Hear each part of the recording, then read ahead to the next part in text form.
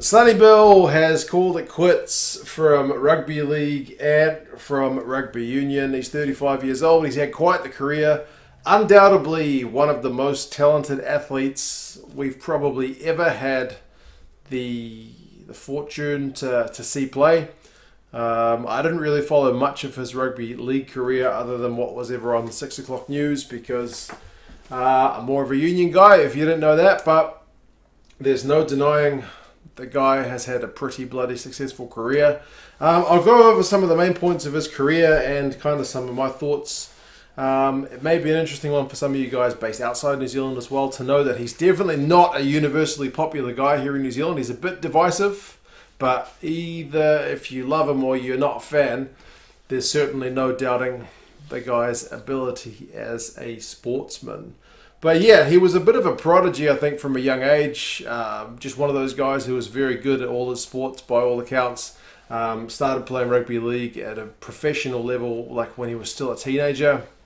I think he won the NRL title, the National Rugby League competition in Australia, when he was still like in his first season or something, and his impact was pretty big. He played for Canterbury, that's the league team rather than the rugby union team over here in New Zealand, so it's an Aussie team. He played with them for a few years. Again, I said I don't really follow his career that much. Any of you guys who are leagueies as well would have to kind of educate us onto how he was at the Bulldogs, but by all accounts pretty good, I think, to the point where he was getting paid some pretty big money up until 2008, where I think he had a bit of a moment. I know rugby league was having issues with kind of salary cap scandals, and like there was a bathroom incident with him where he was going a bit off the rails when he was still quite a young man with quite a lot of money and quite a lot of reputation, you know, as plenty of young guys have done. But yeah, 2008 he switches to rugby union. He goes over to France. I think he ditched, from what I understand, he ditched his rugby league contract kind of halfway through the year, and Toulon bought him out of that. So they brought him over to play rugby over in France for a couple of years. They offered him some pretty big bucks to stay over there. That was when Tana was getting his coaching career in France off the ground. But yeah, he turned it down to come back to New Zealand. He played some Mitre 10 Cup, and then he immediately got into the All Blacks. And this is what I mean, like, by the guy not being universally popular. One of the things is, I think people feel like he was kind of often fast-tracked into, like, the All Blacks, basically. The All Blacks wanted to see him playing there, and the All Blacks have kind of always bent over backwards to accommodate him, which is not something they do for a lot of guys, right? Like, a lot of guys, you know, stay in New Zealand and do their loyal thing, and they don't, you know, look for money abroad.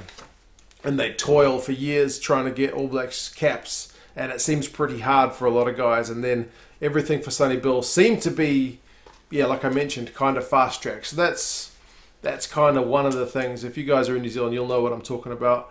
But yeah, like again, half the people would say, yeah, you should do that. He is such an amazing player. You should do whatever you can to get him playing. And other people would say, man, nah, like Ryan Crotty was been paying his dues. He should have got more caps as an All Black. It's not just like this guy. There's other players it's happened for, but he's just kind of one example. But yeah, he plays Mitre 10 Cup for Canterbury. He plays for the All Blacks. Plays for the Crusaders in 2011.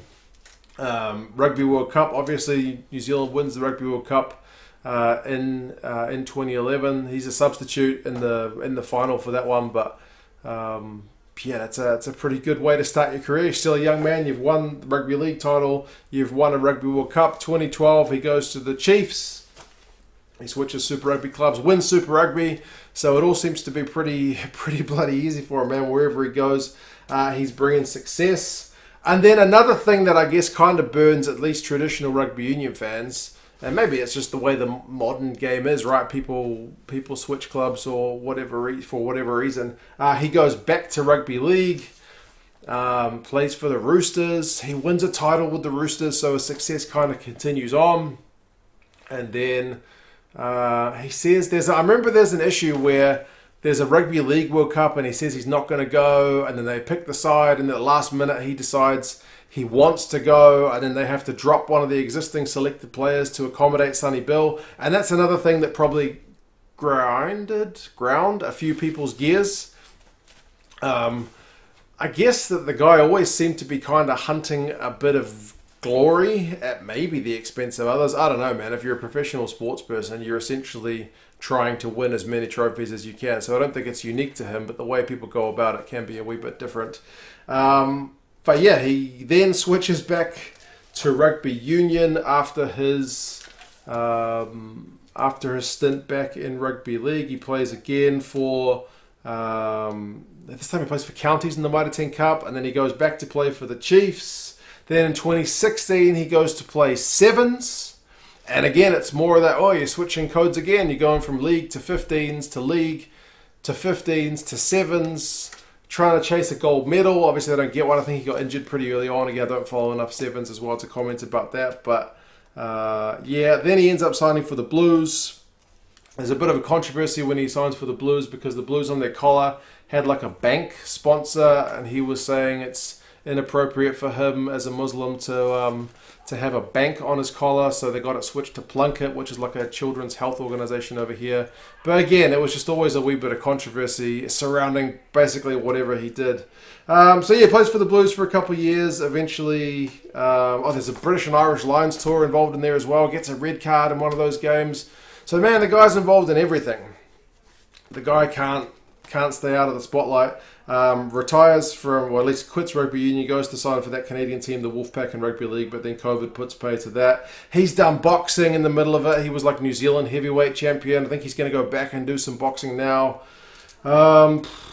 I don't know, man. Like I said, the guy is an amazing athlete. It's a weird one where you think he's probably not like any one club's legend. Like I looked at the amount of games he's been playing. He's played the most games for the Doggies in the NRL, for 73 caps, in the All Blacks 58 caps, the Roosters 45 caps, Toulon 33, the Chiefs 28, the Blues 18. So he's not had like any huge stint. The longest is 70 odd caps at the Bulldogs and 58 for the All Blacks. Like Richie McCaw, 145 caps for the Crusaders, 148 for the All Blacks. Proper kind of one club guy. Is more like that etched-in legendary figure. Even Brad Thorne, who was another kind of code hopper, played 130 times for the Broncos, 92 times for the Crusaders, 59 for New Zealand. So, I don't know, he never really stuck around long enough, at least in his union career, to be, like, I would say, like a club legend, right? Maybe people would say so at the All Blacks, but even then he played mostly from the bench, not always, but a lot of the times from the bench. At World Cups 2019, lost that game to England, he was on the bench. 2015 World Cup final, he was on the bench. I think he replaced Conrad Smith at halftime. 2011 on the bench. So, yeah, man, I know the All Blacks coaches really loved him. Even when there was a bit of controversy about his selection at times, they kind of always said, I think even after the British and Irish Lions red card, they said they wouldn't have him not in camp because he's such a good guy for the environment. He certainly matured a lot as a man throughout his life, like from his antics as a young fella, which is, again, not blaming him for that because young guys get up to silly stuff all the time. But he really seems to have become a responsible, for the most part, and pretty kind of inspirational figure for a lot. And as I said, the All Blacks coaches always rated having him around the squad. So, yeah, as an athlete, certainly will be missed. Again, I don't know if he goes down in anyone's kind of like Blues all-time 15 or All Blacks all-time 15, Crusaders all-time 15, but the guy has won World Cups, NRL titles, Ranfurly Shields, Mitre 10 Cups when it was the ITM Cup, Super Rugby, Bledisloe Cup. You can't deny the guy's trophy cabinet. But anyway, wish him well in the rest of his boxing career, as if he needs more to do. Hope he stays safe. And yeah, you guys let me know your thoughts. What did you think of Sonny Bill? Did you think he hopped around too much and kind of chased the glory? Or do you think that's just kind of what you need to do as a modern athlete and trying to win as many trophies as you can? There's nothing wrong with that. Anyway, you guys let me know your thoughts. Talk to you again soon. See you later.